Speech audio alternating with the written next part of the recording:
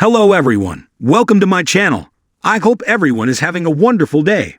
Before starting the video, please go ahead and hit the subscribe button and give this video a like up. All products and services featured are independently chosen by editors. However, soaps.com may receive a commission on orders placed through its retail links, and the retailer may receive certain auditable data for accounting purposes. Valentine's Day in Genoa City is set to be an eye-opener for young and restless viewers who are about to see some canoodling couples they didn't necessarily have on their 2025 bingo cards. Young and restless, Lily is destined to find her true love this year, and we have a hunch as to who it might be given this why and are set for jaw-dropping Damien twist and the sneak peek photo from the day before Valentine's Day that left us with a whole lot more questions than answers about these two. As Lily and Damien have their intriguing encounter inside Crimson Lights in the episode leading into Valentine's Day, there's another twosome having a run-in on the patio.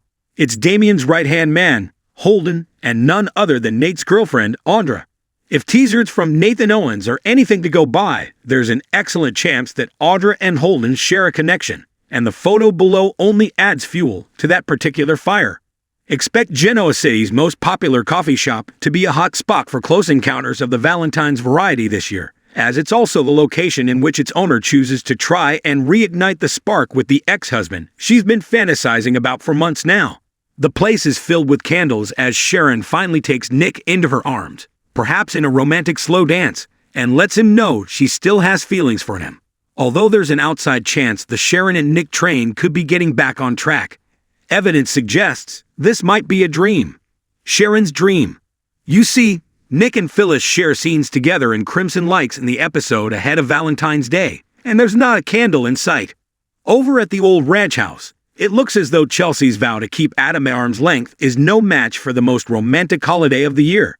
Shaddam, like Schick, are in each other's arms, and it's an incredibly intense moment of closeness. This certainly can't be for Connor's benefit, so it must be real, right? Not so fast. We also have an encounter occurring at the very same ranch house between Adam and his other ex, Sally.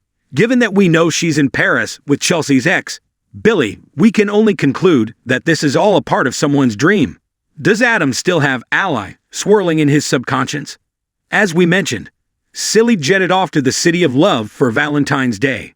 Why then are there photos of Billy and Phyllis holding each other and indulging in one of the most intimate slow dances we've seen in a hot minute?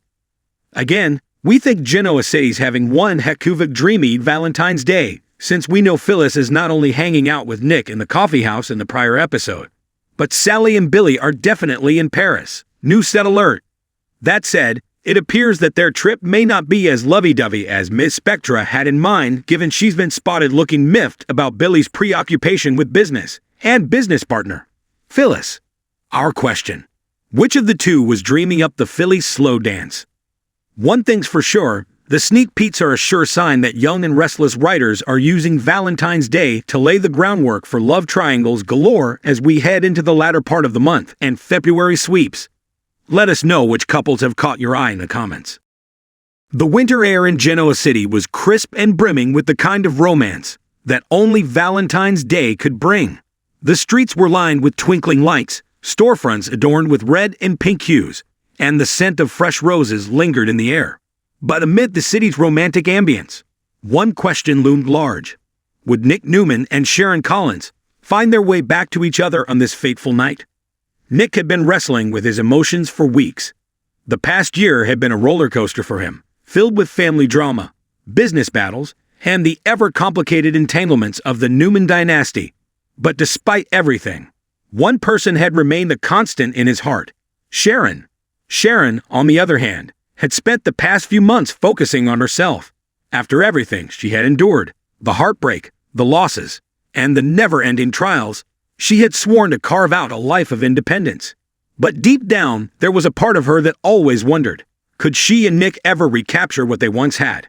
As fate would have it, the universe had plans for them that neither saw coming. It all started with an innocent coincidence. Crimson Lights was busier than usual, bustling with couples celebrating the holiday.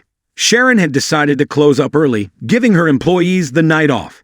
Just as she was about to lock up, the familiar chime of the cafe's doorbell rang. She turned around. Dressed in a dark suit, His blue eyes twinkled amid the dim cafe lights. He looked at her, a soft smile playing on his lips, and said, "I was hoping you'd still be here." He glanced around the empty cafe before stepping closer. "I guess I was just drawn here. Some habits never change." She chuckled, shaking her head. "Some things don't, do they?" There was a silence between them, the kind that held years of history, heartache, and unresolved emotions. Finally, Nick cleared his throat and took a deep breath. "Sharon, I know this is sudden, but I couldn't let this day pass without seeing you." She met his gaze, searching for answers. "Why today, Nick?" "Memories and confessions." Nick leaned against the counter, his fingers tracing the rim of a coffee cup absent-mindedly. "Do you remember our first Valentine's Day together? Back when we were just two kids, crazy in love, with no idea what the future held." Sharon smiled wistfully. "How could I forget? You surprised me with a candlelit picnic by the lake. We danced under the stars. I felt like the luckiest girl in the world." He nodded. "That was the happiest I had ever been. And somehow, through everything we've been through, I keep coming back to that night. To you." Sharon swallowed hard. "Nick, we've been down this road so many times, and every time, something happens that pulls us apart. Are we just fooling ourselves?" Nick took a step closer, his voice low and full of emotion. "Maybe. Or maybe we've just been too scared to admit what's been in front of us all along." She exhaled, feeling the weight of his words. "And what's that?" He reached for her hand, his touch sending a jolt through her. "That you and I belong together. That no matter where life takes us, we always find our way back to each other. And I don't want to fight that anymore." The air between them crackled with unspoken words. Sharon had spent so long guarding her heart, afraid to hope for something that might crumble again. But standing here, looking into the eyes of the man she had loved for so many years, she felt something stir inside her. A flicker of the past. A whisper of the future. "Nick, if we do this, it has to be different this time. No half measures. No doubts." His grip tightened around her fingers. "I know. And I'm ready." For a moment, they just stood there, taking in the magnitude of what was happening. And then, as if drawn together by fate itself, Nick leaned in and pressed a soft, lingering kiss to her lips. It was a kiss that spoke of years lost and love never forgotten. When they finally pulled away, Sharon smiled through the tears in her eyes. "So, what now?" Nick grinned. "How about we start with dinner and take it one step at a time?" She nodded, her heart feeling lighter than it had in years. "I'd like that." As they walked out of Crimson Lights together, hand in hand, the city lights seemed to shine a little brighter, as if celebrating the love story that had come full circle once again.